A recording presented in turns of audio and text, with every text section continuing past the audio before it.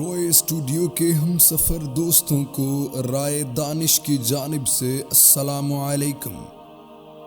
آواز اور تصویر کی دنیا کے دوستوں، یوٹیوب کی دنیا کے دوستوں، سلامتی ہو آپ سب پہ۔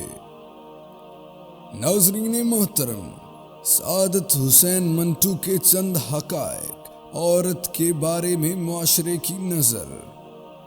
میں اس معاشرے میں رہتا ہوں جہاں عموماً بڑے گھروں میں چھوٹے لوگ رہتے ہیں اور چھوٹے گھروں میں بڑے لوگ رہتے ہیں۔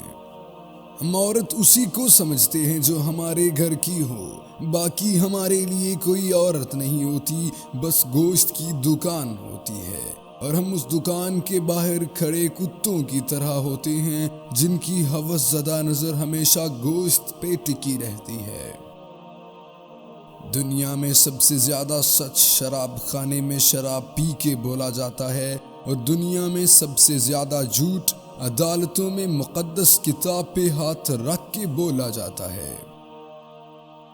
محبت تو جذبوں کی امانت ہے، فقط بستر کی سلوٹ زدہ چادر پہ گزارے جانے والے چند بدبودار لمحے محبت نہیں کہلاتے۔ میں اس معاشرے کا حصہ ہوں جہاں آئینے کا سامنا صرف شکل دیکھنے کے لیے کرتے ہیں۔ مسجد میں دیوبندی، شیعہ، سنی، وہابی، سینما کی ایک ذات۔ دنیا میں جتنی بھی لعنتیں ہیں، بھوک ان کی ماں ہے۔ بھوک گداگری سکھاتی ہے، بھوک جرائم کی ترغیب دیتی ہے۔ اس کا وار بہت بھرپور اور اس کا زخم بہت گہرا ہوتا ہے۔ چنگاری کو شعلوں میں تبدیل کرنا آسان ہے، مگر چنگاری پیدا کرنا بہت مشکل ہے۔ مجھے اردو زبان کی تہ دامنی پہ بہت افسوس ہے، کیونکہ اس میں عورت کے لیے تو طوائف کا لفظ ہے، لیکن مرد کے لیے کوئی معقول گالی نہیں ہے۔ بیٹی پیدا کرنا کوئی نہیں چاہتا، لیکن بستر پہ عورت سب چاہتے ہیں۔ ہم تعلیم خرید سکتے ہیں، لیکن عقل خدا کا عطا کردہ تحفہ ہے۔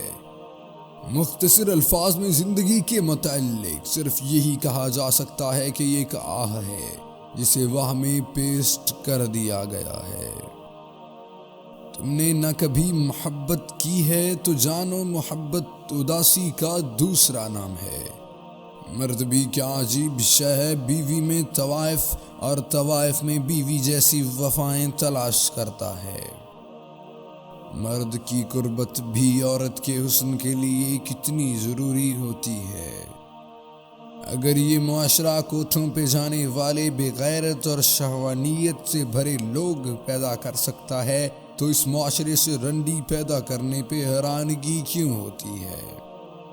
جب تک خریدار موجود ہوں گے، بازار میں مال آتا رہے گا۔ اگر ویڈیو اچھی لگے تو لائک کریں، ویڈیو کو شیئر کریں، چینل کو سبسکرائب کریں، اور کامنٹس کے ذریعے اپنی رائے سے ضرور آگاہ کیجیے گا۔ ملتے ہیں اگلی ویڈیو میں۔ اللہ نگہبان۔